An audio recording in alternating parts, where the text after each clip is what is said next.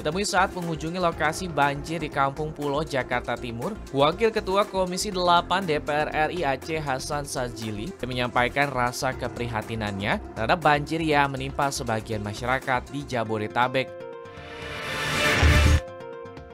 Anggota Komisi 11 DPR RI meminta pemerintah pusat meningkatkan koordinasi dan sinergi dengan Bank Indonesia dan Otoritas Jasa Keuangan atau OJK untuk mensosialisasikan dan mengawasi pelaksanaan aturan terkait dengan kredit usaha rakyat atau KUR tanpa agunan.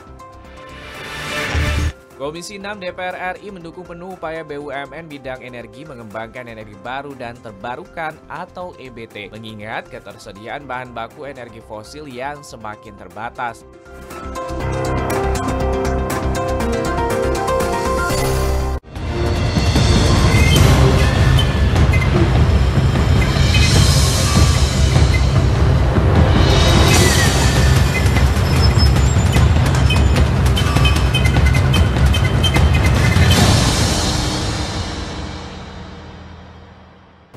Halo, selamat pagi pemirsa, apa kabar? Langsung dari Gedung Nusantara 4, DPR RI Senayan, Jakarta. Dan kami kembali lagi dalam Suara Parlemen Pagi, edisi hari ini, Senin 6 Januari 2020. Tentunya bersama dengan saya Uki Abdul dan juga rekan saya. Dan saya Ayu Rahmawati. Dan seperti biasa, tim redaksi TVR Parlemen telah menyiapkan beragam informasi seputar aktivitas dan juga kegiatan dari anggota Dewan Perwakilan Rakyat Republik Indonesia.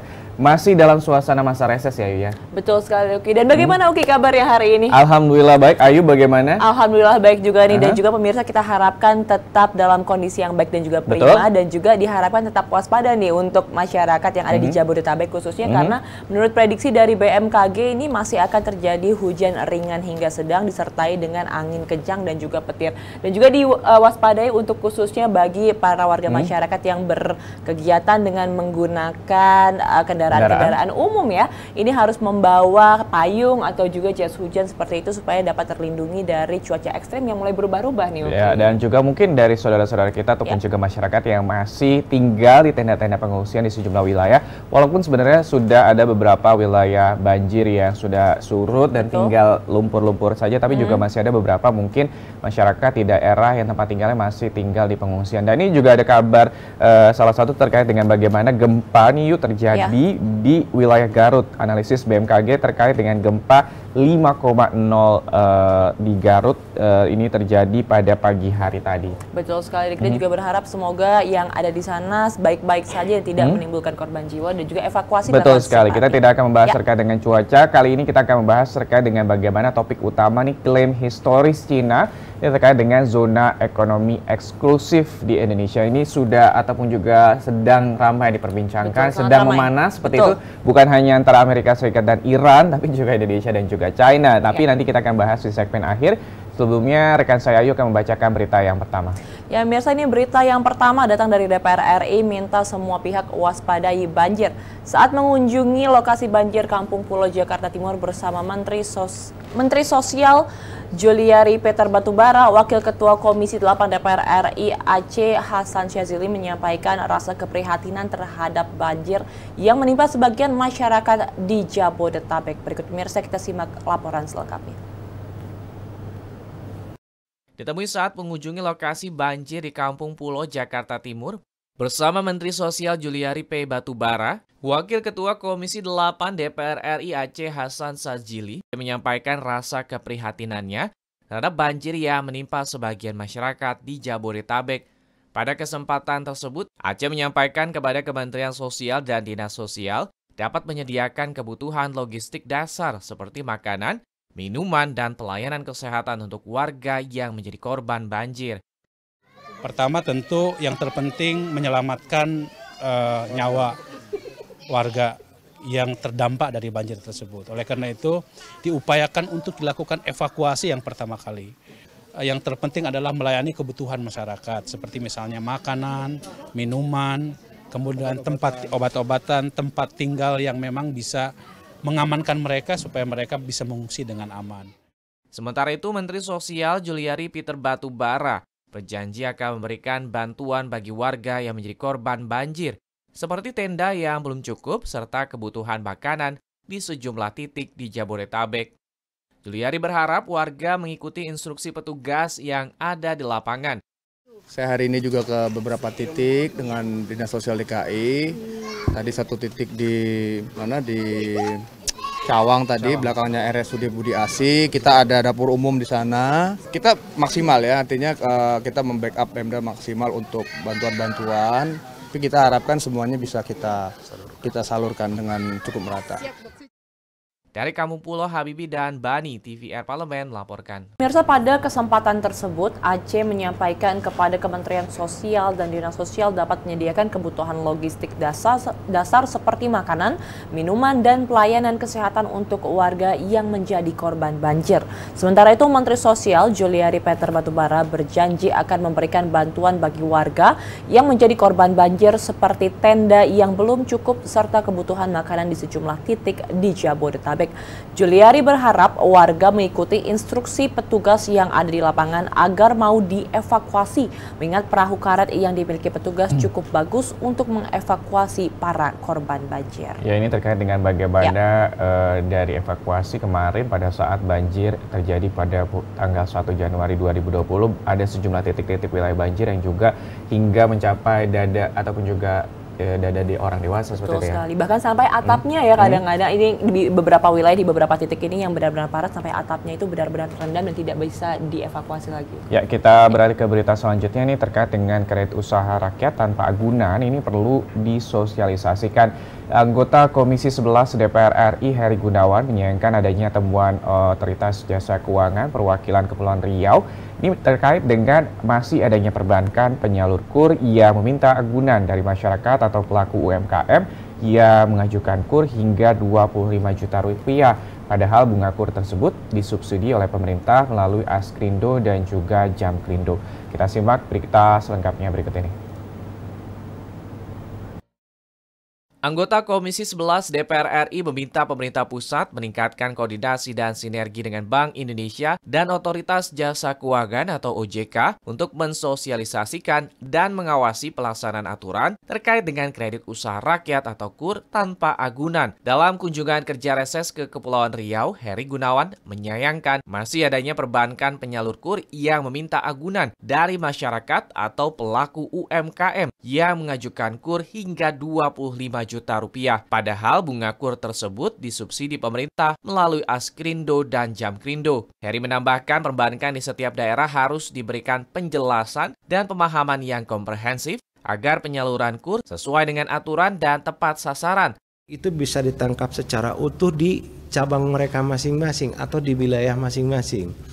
Karena tidak bisa disalahkan juga kalau memang kantor wilayah di pos harus ada jaminan.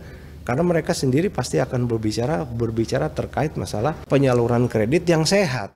Anggota Komisi 11 DPR RI Heri Gunawan meminta OJK untuk mengawasi pertumbuhan perusahaan financial teknologi atau fintech di Kepulauan Riau untuk mengantisipasi sasaran KUR tanpa agunan beralih ke fintech yang bunganya tinggi. Perbankan BUMN di Kepulauan Riau dinilai mampu menyalurkan KUR tanpa agunan dengan maksimal.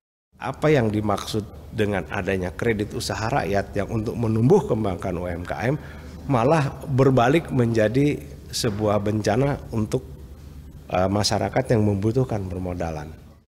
Dari Kepulauan Riau, Nuki Tampu Bolon, TVR Parlemen melaporkan. Ini Heri menambahkan bahwa perbankan di setiap daerah harus diberikan penjelasan dan juga pemahaman yang komprehensif agar penyaluran KUR sesuai dengan aturan dan juga tepat sasaran, termasuk tidak memberikan bunga rendah terhadap pinjaman di atas Rp25 juta.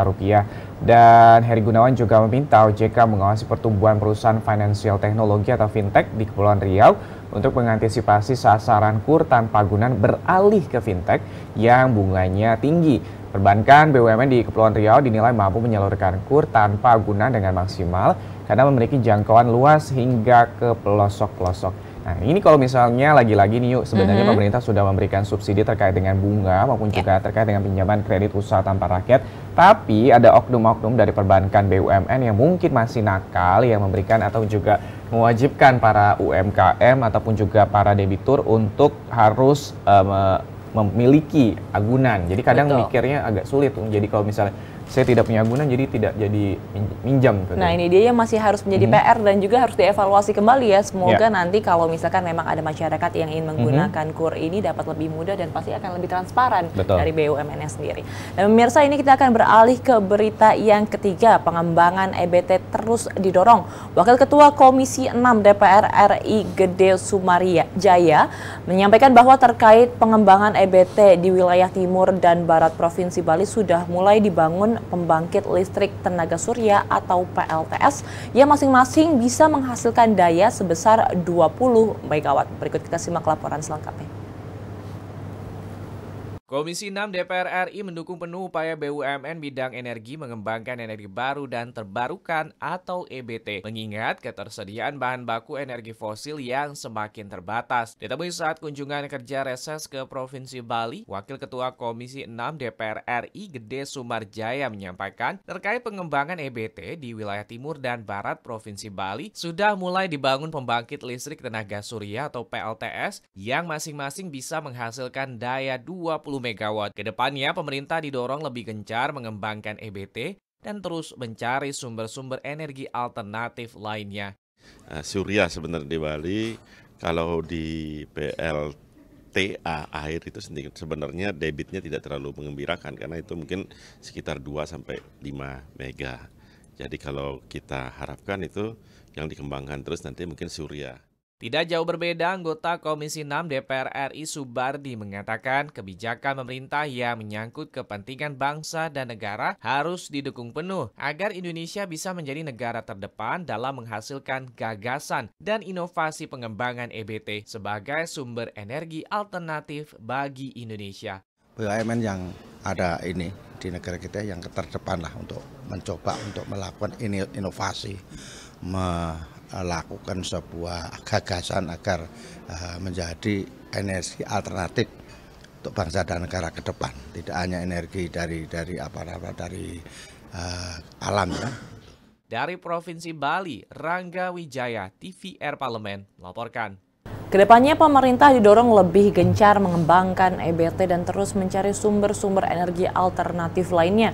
Tidak jauh berbeda, anggota Komisi 6 DPR RI Subardi mengatakan kebijakan pemerintah yang menyangkut kepentingan bangsa dan negara harus didukung penuh agar Indonesia bisa menjadi negara terdepan dalam menghasilkan gagasan dan inovasi pengembangan EBT sebagai sumber energi alternatif bagi Indonesia. Ya, EBT ataupun juga energi baru terbarukan ini juga seringkali ini anggota DPR RI, diantaranya wakil pimpinan DPR RI, sering berkunjung ke sejumlah negara yang sudah memiliki inovasi atau juga sudah menggunakan energi baru terbarukan sebagai salah satu energi alternatif untuk negaranya. Kita harapkan sebenarnya Indonesia memiliki potensi yang cukup besar terkait dengan panas bumi juga dan juga energi matahari. Ini harus terus inovasi harus terus dilakukan untuk akhirnya nanti bisa mengganti secara berkelanjutan energi-energi yang sudah terpakai ataupun juga fosil yang mungkin nanti juga akan punah seperti itu. Ya betul sekali, dan ini juga sudah mulai dipakai di beberapa pelosok di negara Indonesia sendiri untuk menggantikan listrik yang belum teraliri semua ya. Oke.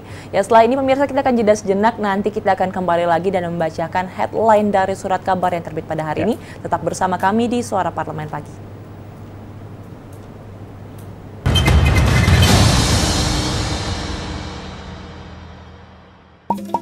Mari berpartisipasi dalam penyusunan naskah akademik dan rancangan undang-undang. Saat ini, masyarakat dapat berpartisipasi menyampaikan aspirasinya terkait naskah akademik dan rancangan undang-undang yang sedang disusun di Pusat Perancangan Undang-Undang Badan Keahlian DPR RI melalui aplikasi SIMAS PUU. Bagaimana caranya? Simak sampai akhir ya.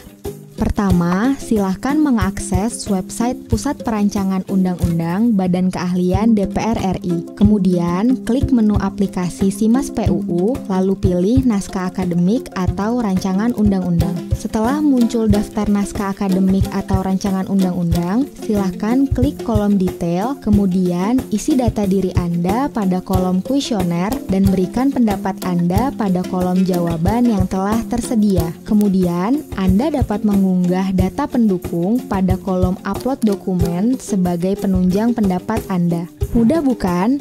Ayo berpartisipasi menjadi bagian dalam perancangan undang-undang.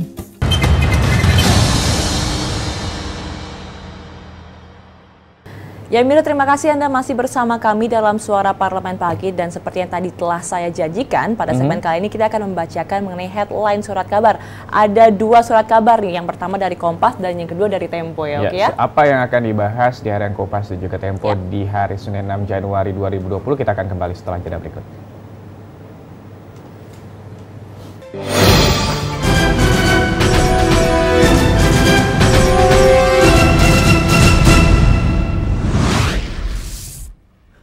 Dan pemirsa, dari harian Kompas ini membahas mengenai akses ke jalan ke lokasi segera dipulihkan.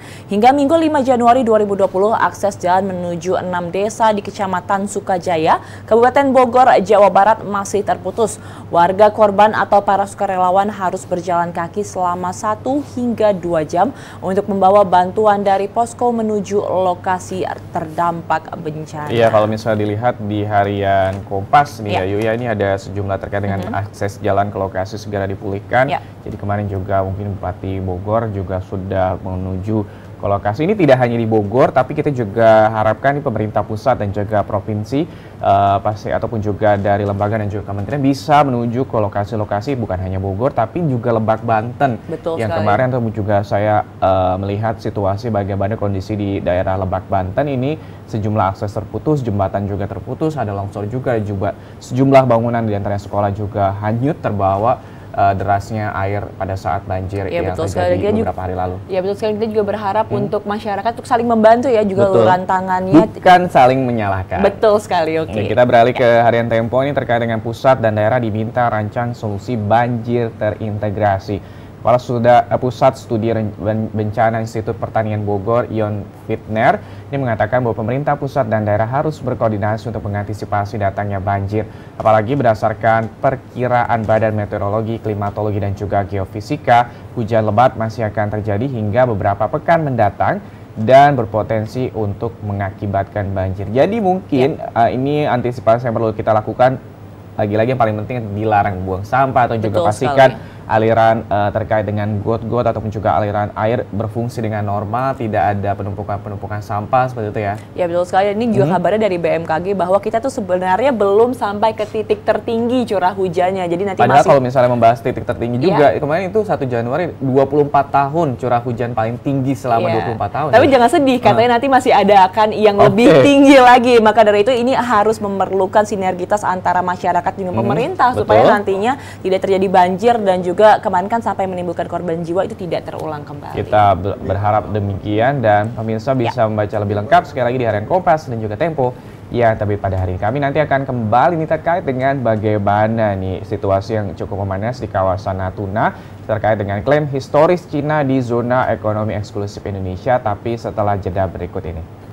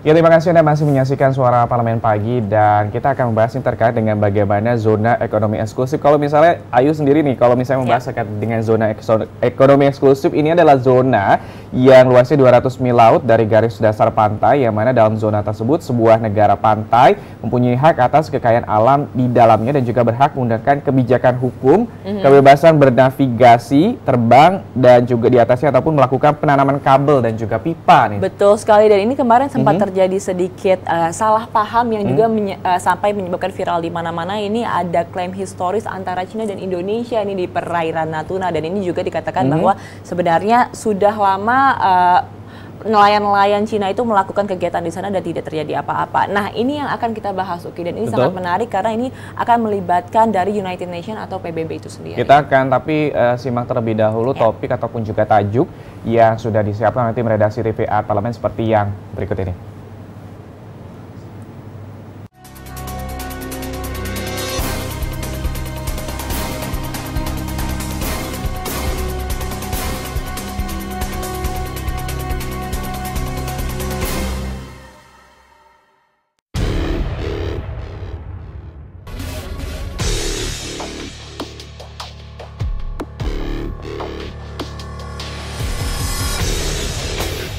Cina mengklaim Laut Indonesia. Cina menolak protes Indonesia yang menuding kapal ikan Tiongkok sempat masuk perairan Natuna Kepulauan Riau secara ilegal baru-baru ini. Karena Cina memiliki kedaulatan di wilayah Laut Cina Selatan dekat perairan Natuna Kepulauan Riau, sehingga kapal-kapalnya boleh berlayar dengan bebas di kawasan tersebut. Cina memiliki kedaulatan atas Kepulauan Nansa dan memiliki hak berdaulat dan yurisdiksi atas perairan dekat dengan Kepulauan Nansa yang terletak di Laut Cina Selatan, kata juru bicara Kementerian Luar Negeri Cina, Geng Shuang, pada Selasa 31 Desember 2019. Selain itu, Geng Shuang menegaskan Cina juga memiliki hak historis di Laut Cina Selatan. Menurutnya, nelayan-nelayan Cina telah lama melaut dan mencari ikan di perairan itu dan sekitar Kepulauan Nansa, yang menurut Indonesia masih merupakan zona ekonomi eksklusif Indonesia. Sehingga bagi Geng Shuang, kapal yang berlayar di kawasan itu adalah kapal penjaga pantai Cina yang tengah melakukan patroli rutin. Kementerian Luar Negeri Republik Indonesia telah melayangkan protes kepada Cina dengan memanggil duta besarnya di Jakarta pada awal pekan ini. Melalui pernyataannya pada Rabu tanggal 1 Januari 2020. Kementerian Luar Negeri Republik Indonesia menolak klaim unilateral Cina tersebut. Indonesia juga menolak istilah relevant waters yang diklaim oleh RRT karena istilah ini tidak dikenal dan tidak sesuai dengan UNCLOS 1982. Meski berbatasan langsung dengan Laut Cina Selatan, Indonesia tidak memiliki sengketa wilayah dengan Cina di perairan tersebut. Namun, Indonesia merupakan salah satu negara yang mendukung Kode Etik Laut Cina Selatan segera diterapkan. Kode etik dibentuk sebagai pedoman negara-negara bertindak di perairan kaya sumber daya alam tersebut demi mencegah konflik. Pertanyaannya, bisakah kode etik mengalahkan ego Cina untuk menguasai Laut Cina Selatan?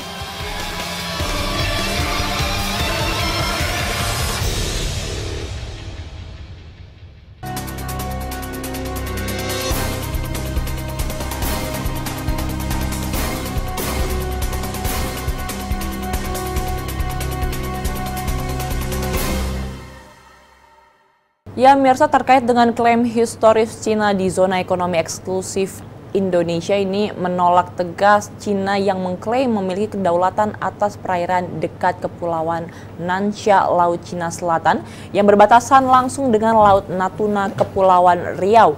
Jumpa persnya di Beijing pada Selasa 31 Desember 2019 lalu, juru bicara Kementerian Luar Negeri Cina, Geng Shuang, ini menegaskan bahwa pihaknya memiliki kedaulatan di wilayah Laut Cina Selatan dekat perairan Natuna, Kepulauan Riau, sehingga ini kapal-kapal Cina boleh berlayar dengan bebas di kawasan tersebut.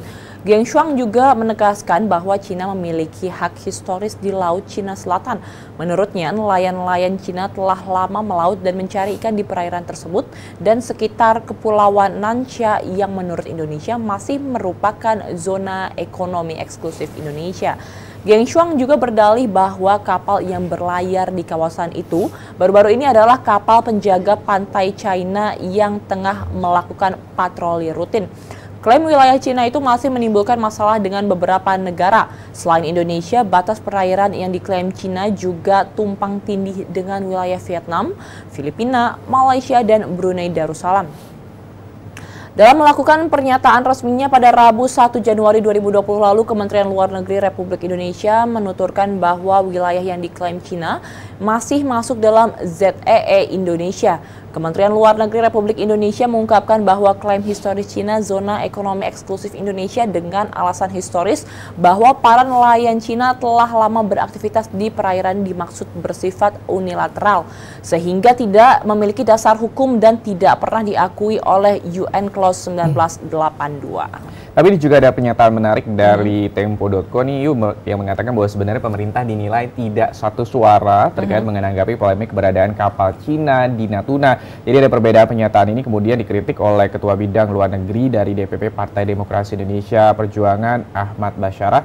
Jadi ada misalnya Menteri Luar Negeri, Menteri Pertahanan Prabowo Subianto dan juga terkait dengan bagaimana ada menteri-menteri yang lain yang melontarkan pernyataannya. Ini kalau misalnya ada Menteri Retno Marsudi, terus juga ada Menko Kemaritiman Luhut juga Binsar Panjaitan yang ada berbeda atau juga perbedaan statement yang kita harapkan ini tidak terjadi ataupun juga terkait dengan bagaimana ini kedaulatan wilayah Indonesia. Iya betul sekali. Dan kalau misalkan ini memang tentang masalah bilateral ya antara dua negara, mungkin baiknya bisa dilempar saja ke PBB ya atau United Nations karena kita mengetahui bahwa China ini juga sebagai anggota tetap PBB dan kita juga tahun lalu sebagai anggota tidak tetap. Jadi mungkin ini diplomasinya bisa berjalan lebih mulus dan juga lebih adil lagi kalau misalkan dibawa langsung ke konferensi tingkat internasional. Kita nanti akan lanjutkan perbincangan terkait dengan bagaimana ini terkait zona ekonomi eksklusif yang diharapkan atau juga masih cukup panas di Pulau Natuna. Dan kita akan kembali lagi, jangan kemana-mana, tetap di Suara Parlemen Pagi.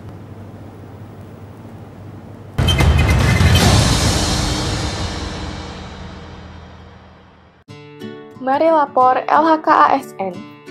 Video ini akan memandu Anda untuk menyampaikan LHKASN melalui aplikasi Siharka. Sebelum memulai, ada baiknya Anda menyiapkan dokumen-dokumen berikut. Silakan mengakses siharka.menpan.go.id untuk membuka aplikasi Siharka.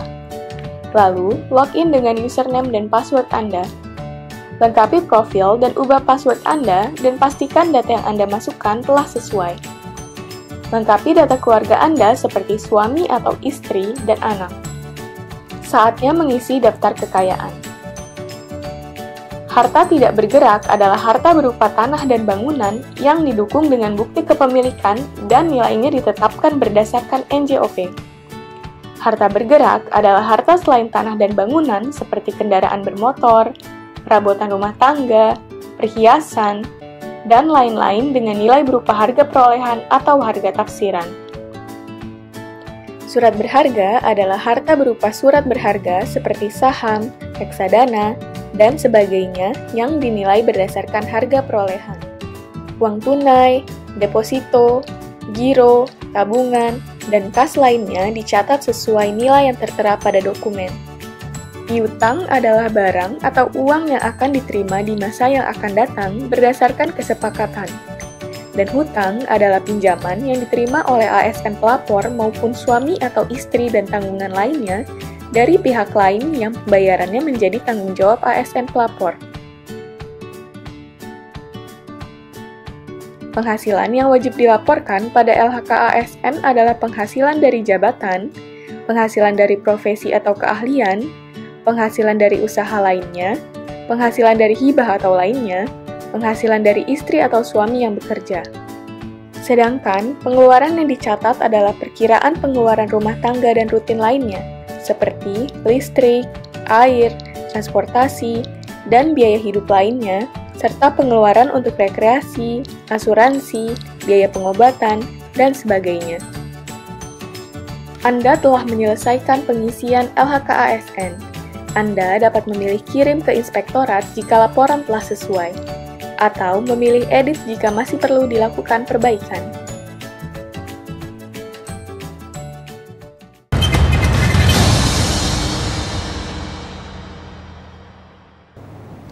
Terima kasih masih bersama dengan Uki Abdul dan juga Ayu Rahmawati dalam Suara Parlemen Pagi. Kalau misalnya ini Indonesia juga menolak istilah perairan terkait dengan atau relevant waters yang digunakan Cina untuk merujuk pada wilayah di sekitar perairan yang mereka klaim di Laut Cina Selatan.